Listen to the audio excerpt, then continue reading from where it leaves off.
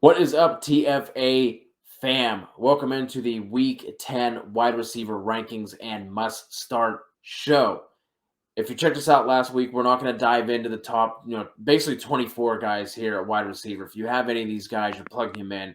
We really don't need to go and tell you why, that A.J. Brown and Terry McLaurin are good plays this week. We're trying to help out as many people as possible. If you still have questions on those guys, please feel free to hit us up. But we're not going to dive into them. We are going to run through our top 36 wide receiver rankings this week and then jump into some discussions. So at number one, kicking things off for us with our Week 10 wide receiver rankings, we have DeVonta Adams, Cooper Kupp, Tyreek Hill, A.J. Brown, Chris Godwin, Stephon Diggs, DK Metcalf, Justin Jefferson, Mike Evans, Michael Pittman, CeeDee Lamb, and Keenan Allen at wide receiver 12. Moving on to our wide receiver twos, Run TMC, Deonte Johnson, Deebo Samuel, Amari Cooper, Marquise Brown, D-Hop, we both have at 18, Tyler Lockett, Mike Williams, Robert Woods, Adam Thielen, Chase Claypool, and Jerry Jeudy at wide receiver 24. But here's where we're going to start getting into a little bit more discussion, the wide receiver threes and beyond. Jaylen Waddle kicks it off for us at 25, followed by DJ Moore, Hunter Renfrow, Julio Jones, Emmanuel Sanders, DeVonta Smith, Courtland Sutton, Jarvis Landry, Brandon Ayuk, Cole Beasley, Rashad Bateman, and then T.Y. Hilton, who is still in concussion protocol, but looks like he should be getting back to practice this week at wide receiver 36. All right, Kev, jump in here. Guys in this wide receiver 3 range who you are feeling pretty confident about plugging into your lineups in week 10.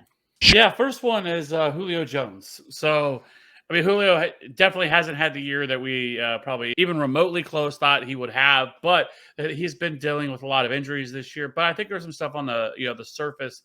If you dig a little deeper under the surface level, that I think you could be encouraged by. And last week, he actually played the most snaps he's played all year, a 78% snap share in a game that they kind of controlled pretty easily against the Rams in that game. He does have a 64% snap share, 31 targets for a 17.4% target share, 27.7% market share of the air yards, 21 receptions, 336 yards, no touchdowns, 9.1 fantasy points per game.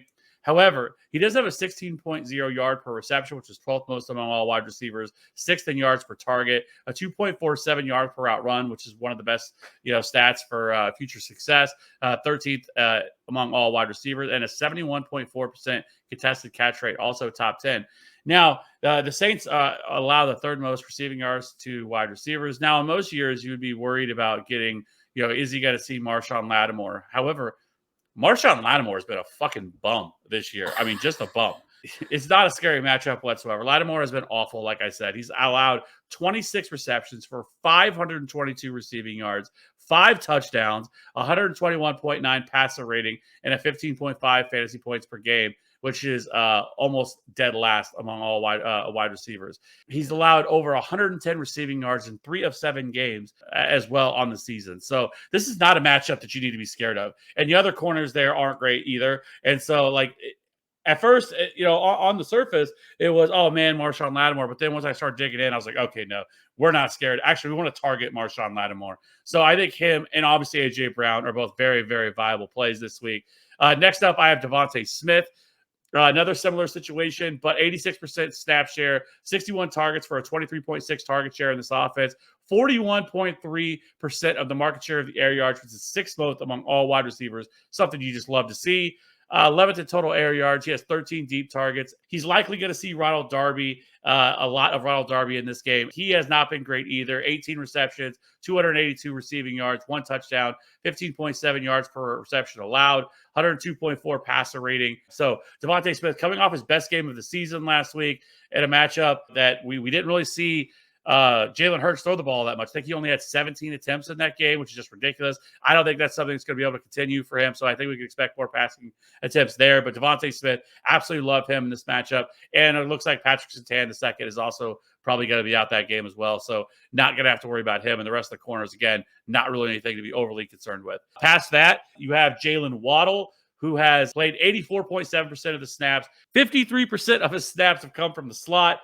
He has 80 targets on the year, which is seventh most, a 23% target share, 18.3% market share of air yards, only 4 deep targets, which makes zero sense to me, considering we're talking about one of the fastest wide receivers in the league. They just have not utilized him that way. He has been really just reserved to just short and intermediate targets on the year, but he does have 13 and a half fantasy points per game, but he only has an 8.9 yard per reception, which is awful, and 1.52 yard per outrun. However, we are seeing how explosive he is because he's 11th in yards after the catch and is 17th in target separation. Some other positives for him: he's seen no fewer than 8 targets in over the last 4 weeks of the season. He gets a matchup this week against Tavon Young, who has a 14 receptions, 140 yards and a touchdown, but has a lot of 105.4 passer rating on the year. So again, pretty solid matchup. A guy that's going to be peppered with targets here, whether it's Tua or it's Jacoby Brissett.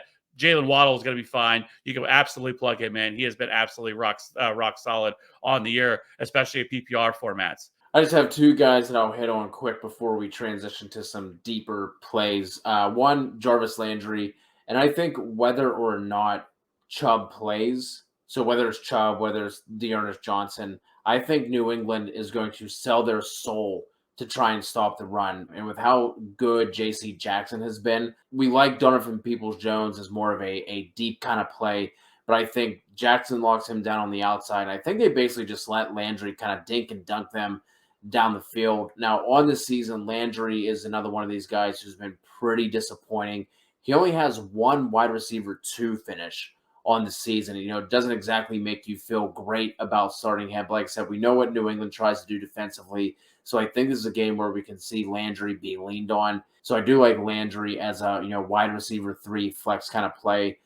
And this one, Kev, I know you have some thoughts on the matchup. So I'll talk about Hunter Renfrow, then I'll let you jump in before we transition. But I know the KC defense hasn't been, especially over the past couple of weeks, hasn't been as bad as what, we were talking about a couple weeks ago, where it was literally just start everybody at every position against KC. But even with them playing a little bit better, I still like Renfrow in this matchup. The dude is only 2 games this season with less than 7 targets. Now his upside is capped because he's not, a particularly explosive guy down the field kind of threat. But full PPR leagues, I like Renfrow in this matchup against KC. I mean, hopefully at some point Kansas City gets his offense together a little bit more and can start to really push other offenses to have to try and keep up with him. But still, Renfrow is going to be that solid security blanket for Derek Carr. So tell the people why the whole KC is terrible thing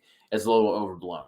Yeah, and I think that's kind of the narrative you hear every week. And people keep talking about, we got to target the Chiefs offense or the Chiefs defense. Chiefs defense is terrible, blah, blah, blah. And it just hasn't really been the case, especially, I would say the first half of the year, that would be the case. But over the last really 4 or 5 weeks, that hasn't been the case. They've done an excellent job of stopping the run. No team has really run on them over the last 4 or 5 weeks. And it's not like they're blowing teams out. They're forcing teams to throw the ball. That's not the case. They did an excellent job. They shut down Derrick Henry before he went down. Aaron Jones did nothing against them last week. And so, their run defense has been much better, but their pass defense, I think, has been a lot better than people are giving it credit for, too. They've actually allowed the 10th fewest fantasy points to wide receivers on the season. Really, it's target Dan Sorensen, which around here, people have been like, fucking cut this guy. Because, seriously, if you look at the numbers, if you remove Dan Sorensen, what he's allowed, they would have a top 10 pass defense this year. And because he's allowed, it's like something ridiculous, like 400 or 500 receiving yards on the year and 4 or 5 touchdowns. He's just been awful. Actually, surprise, only played 20% of the snaps last week. But who's the guy that allowed the touchdown? Dan fucking Sorensen. And so it's really that guy. And so other than that, L'Jarius Sneed has played much better over the last 4 weeks. Charvarius Ward has played much better. They've inserted Juan Thornhill in there as well. So don't just buy into the hype that, oh my God, they're playing, whoever's playing the Chiefs, we're wanting to load all those guys up, because it's not the case. So yeah, there's some nuggets to chew on for you all. I do have 2 deeper plays. I'm going to stay at the same game, at the same position, more or less, too. I'm going to talk about 2 slot receivers. One, Jamison Crowder. I know Elijah Moore is going to be all the rage this week, and rightfully so. We finally started to see him break out, file that under things you love to see. But something that surprised me, and maybe because I kind of just typecast him this way, he's actually been playing the majority of his snaps on the outside. He has not been going into the slot as much as I thought that, he would have been, because that's really what he was at Ole Miss coming out. But Crowder's still going to be the guy in the slot. We have Corey Davis coming back this week, or at least on track to come back this week. So we know Tre'Davious White is the guy who's going to be locking down the perimeter. Crowder did see 7 targets last week and a 79% snap share, which was his second highest on the year. More of a full PPR play, but Crowder's a guy you can look at in a matchup where the Jets are almost 2 touchdown dogs at 13.5 points. And then the other guy, like I said, Cole Beasley. The Jets slot corner, Michael Carter. No, I didn't mess that up. There's another Michael Carter on the Jets. Has given up the 9th most receiving yards in the slot. And over the last 3 weeks, Beasley has seen 9, 13, and 11 targets. And something else that's a little odd here, and maybe we're seeing teams play Buffalo the same way that KC is getting the treatment with the 2 high safeties. But Josh Allen's yards per attempt and his ADOT has really been falling down their past 3 games. His ADOT is all the way down at 7.4, and that is tied at 29th among quarterbacks over that same span. So just an odd thing. We know that Cole Beasley is going to be that underneath slot guy, so I like Beasley in that matchup. Yeah, and for me, I want to talk about a guy who's going to be super hot on waivers this week, and that's Donovan Peoples-Jones. If you look over his last 3 starts, he's scored 12, 26.1, and 16.6. He's averaged 5 receptions, 85.6 receiving yards, and 1 touchdown per game over those 3 games. So he's really come on, kind of proved that maybe they don't need Odell Beckham, who has yet to sign. And so one thing that I wanted to mention as well, I feel like I'm just breaking narratives all around the world today. That's what we're doing. And J.C. Jackson, you brought up how good he's played. That's a common narrative we've heard. But I would also disagree with that because he's allowed 31 receptions for 451 receiving yards on the season. He does have 5 interceptions, and I think that's where some of this is coming from because he's much more of a ball hawking corner where he kind of sells out to try to get that interception, and it's absolutely killed him so far this year. And teams are actually having no problem with targeting him. He's actually being targeted 23% of the time, which is incredibly high. So teams are looking to target J.C. Jackson. And so obviously he's also, going up against teams' number 1 corners or wide receivers. And so, some of that plays a part in it. But Donovan Peoples-Jones, we'll see some of J.C. Jackson. He's also going to see Jaylen Mills, who Jaylen Mills has been awful. 24 receptions, 300 yards, 4 touchdowns, and 116.7 passer rating as well in this New England secondary. So I really like Donovan Peoples-Jones in this matchup. And then from there, a few other guys that I just want to hit on really quickly. Russell Gage, we saw him finally, kind of get some targets here without Calvin Ridley in this offense. A game against Dallas, it's going to be some points scored here in this matchup. Dallas, I think, definitely gets back on track this week with their offense. And so I do like Russell Gage here as an option for people to start.